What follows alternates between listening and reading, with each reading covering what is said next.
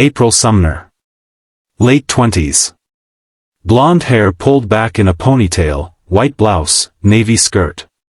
A junior account coordinator at Meridian Consulting in downtown Chicago, 3 years in, still the kind of person who arrived early and stayed late and believed, with the quiet stubbornness of someone who has not yet been talked out of it, that good work eventually gets noticed.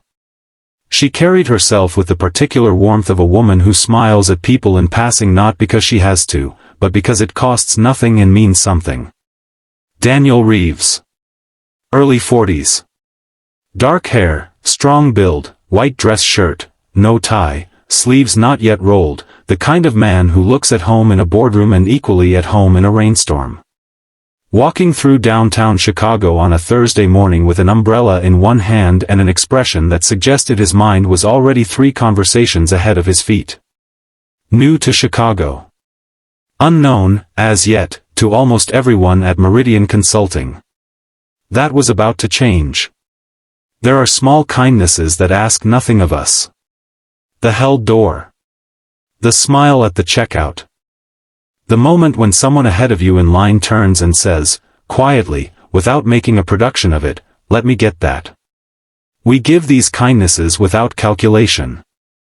Without any thought of return. We give them because something in us understands, even on the hard days, that the world moves a little better when we add warmth to it rather than indifference. And sometimes, not always, but sometimes, those small moments circle back to us in ways we could never have predicted. This is one of those times. The rain had been falling since before sunrise. Not the gentle kind, the determined kind. The kind that empties sidewalks and fills gutters and arrives on a Thursday morning in October as though it has been waiting all week for the right opportunity. April Sumner came through the door of Cornerstone Coffee on Michigan Avenue at 7:42, shaking water from her ponytail and feeling the specific relief of warm air after cold rain. The cafe was busy, morning rush, the long counter lined with people in damp coats, the windows fully fogged, the smell of coffee and wet umbrellas and toasted bread. She joined the line. She was running slightly behind, not badly, just the 8 or 9 minutes that October rainstorm in Chicago tends to extract from even the most carefully planned morning. She had a 9 o'clock she needed to prepare for, and a boss who noticed late arrivals with the particular attentiveness of someone who tracked them. The man in front of her in line reached the counter, ordered a black coffee, and then spent a long moment patting the pockets of his shirt and jacket with the increasingly systematic thoroughness of someone who already knows, somewhere in the back of their mind, what they are going to find. Or not find. He looked up at the barista, a young woman named Gracie who had, over 3 years behind this counter, developed a finely calibrated sympathy for people in exactly this situation. "I'm sorry," he said. "I think I left my wallet at the hotel." April was close enough to hear it. She didn't deliberate. That was the thing about her, she was not a person who ran small kindnesses through a cost-benefit calculation. She simply tapped the man's arm lightly and said, "I've got it. Please don't worry." He turned. Looked at her with the expression of a man recalibrating. "That's very kind of you," he said. "But I couldn't, it's a coffee," she said, with a small smile. "It's raining. Please." He accepted it the way a person accepts something when they understand that declining would actually be the ruder choice. He thanked her, genuinely, directly, the way people thank you when they mean it rather than when they are performing gratitude. Then he took his cup and moved toward the door, and April ordered her own coffee, and the line moved on. She did not think about it again. Not even on the walk to the office, rain tapping on her umbrella, coffee warming her hand. It had been a cup of coffee. It was a Thursday. There was a 9 o'clock to prepare for. Meridian Consulting occupied 4 floors of a glass building on Wacker Drive. It was the kind of company that looked, from the outside, more unified than it was, a clean logo, a handsome lobby, a website full of language about collaboration and integrity. Inside, It was the usual mixture of people doing their best and people doing considerably less than their best, held together by the ordinary institutional inertia of a mid-sized firm that had been profitable long enough to believe it always would be. April worked on the third floor, in the account services division. Her direct supervisor was a man named Gerald Pease, 51, corner office, the kind of manager who took credit upward and distributed blame downward with the practiced ease of someone who had been doing it long enough to have stopped noticing. He was not a cruel man. He was something more common and in some ways harder to address, a man of small, consistent selfishnesses, done so routinely they had become invisible to him. April had worked for Gerald for 2 years. She had learned, in that time, to document her work carefully, to copy the right people on emails, and to carry her own contributions with the quiet self-possession of someone who knows what they did even when no one else is looking. She arrived at her desk at 8:12. Hung her damp coat. Opened her laptop. Began pulling the materials for the 9 o'clock. At 8:55, an email came through from the executive suite. All staff, 3rd floor. Conference room B, 9:15. April looked at the email. Looked at the 9 o'clock on her calendar, a client prep meeting Gerald had called.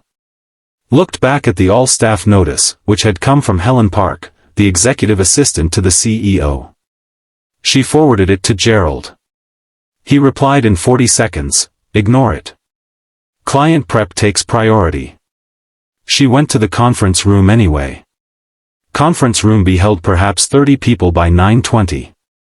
The usual mix of uncertainty and performance that fills a room when no one has been told why they are there, people checking phones, exchanging glances, the low murmur of people not quite asking the questions they are actually thinking. Helen Park stood at the front. And beside Helen Park stood a man in a white dress shirt. It took April a moment to place him without the rain and the coffee cup. Daniel Reeves. He stood at the front of the room with the ease of someone completely comfortable being looked at, not arrogance, just the settled quality of a person who knows who they are and doesn't need the room to confirm it. He waited for the room to settle. Then he introduced himself. His name was Daniel Reeves. He was the incoming Chief Operating Officer of Meridian Consulting, brought in by the board following a 6-month internal review. He had spent 3 weeks in Chicago before today, moving quietly through the organization, meeting people individually, reading files, asking questions that seemed minor and were not. He was here, he said, to talk about some changes. He spoke for 12 minutes. He was clear and unhurried and did not use the language executives sometimes use to soften things that should not be softened. He said directly that the review had identified structural issues in several divisions. That some leadership changes were being made, effective immediately. That the intention was not disruption but repair, and that the people in this room who had been doing good work would find the next chapter a better environment for it. He said all of this calmly. Then he thanked the room and asked Helen to circulate the follow-up documentation. As people began to move, April noticed a man being asked to step aside by Helen, a quiet, practiced gesture that meant his name was on a different list. She recognized the gray suit before she recognized the face. Gerald Pease looked at Helen Park with the expression of a man to whom this had just become real. April looked away. She did not feel the satisfaction she might have expected to feel. She felt, more than anything, the particular tiredness that comes from having carried something a long time. She was at the coffee station in the break room 20 minutes later, not quite ready to return to her desk, when she heard someone behind her say, "Black coffee, if there is any." She turned. Daniel Reeves was in the doorway of the break room. He looked at her with the same recalibrating expression she had seen at the counter of Cornerstone Coffee at 7:42 that morning. "You work here," he said. "3rd floor," she said. "Account services." He accepted a cup from her. She had poured 2, automatically, the same way she had acted automatically that morning, and he leaned against the counter with the ease of a man who doesn't treat break rooms differently from boardrooms. "You didn't hesitate this morning," he said. "Most people would have. Most people in a hurry, in the rain, with their own morning to manage, they would have looked away. April considered this. It was a coffee, she said. It seemed like the obvious thing. A lot of people decide the obvious thing is someone else's problem, he said. She didn't have an answer for that. He didn't seem to need one. They stood for a moment in the comfortable quiet of a break room on a Thursday morning, while 3 floors of a company readjusted to a changed landscape outside. Then he said, "Tell me about the 3rd floor." "Not the official version. The real one." She told him. "Not everything. Not with any agenda." He asked good questions, the kind that are actually invitations rather than interrogations, and she answered them with the straightforwardness of someone who has been waiting, without quite knowing it, for someone to ask. She told him about the work that had gone unattributed. About the client relationships she had built that sat in Gerald's portfolio. About the team of 4 account coordinators who had, between them, carried a division that looked, from above, like one man's achievement. She told him about her colleague Janet, 53, who had been passed over for promotion 3 years running and had stopped asking why. About Marcus on the end desk, who had the quietest and most accurate instincts about client needs of anyone on the floor and who had never once been put in a client-facing meeting. About the general, low-level atmosphere of a floor that had learned not to expect much, and had adjusted itself accordingly. Daniel listened the way good listeners listen, without preparing his response, without steering. He asked follow-up questions that made clear he had heard what she actually said rather than what he had expected her to say. When she finished, she felt the slight self-consciousness of someone who has said more than they planned to. "I'm not looking for a promotion," she said. "I want you to know that. I'm not telling you this to, I know," he said. He said it simply, without condescension. People who are telling you things for their own advancement tend to tell them differently. He looked at his coffee cup. "The people you mentioned, Janet, Marcus. Are they in the building today?" "Yes," she said. "Good," he said. He set his cup down. "Thank you, April." He remembered her name. She was not sure when she had told him. The 3rd floor changed over the following weeks. Not overnight, real change rarely moves that fast, and the kind that does rarely holds. But steadily, in the way of an organization that has been reminded of something it had let drift. Janet was given the client portfolio she had been building quietly for 3 years, with the title to go with it. Marcus was asked to lead a client needs assessment that he delivered with a thoroughness that surprised everyone who had not been paying attention to him, and did not surprise anyone who had. April's own role shifted, again, not suddenly, but in the gradual way of work finding its right level. Her contributions began to sit in her own name. Her instincts about client accounts were asked for and then listened to, which was a different experience from being asked for and then thanked and then not referenced again. She did not have many conversations with Daniel Reeves after that Thursday in the break room. He was not that kind of executive, present everywhere, noticed only when necessary. She would see him occasionally in the elevator, or crossing the lobby. He always acknowledged her. Not with anything elaborate. Just the small nod of someone who remembers. The coffee, she understood, had cost her $4.30. What it had returned was not the point. It had never been the point.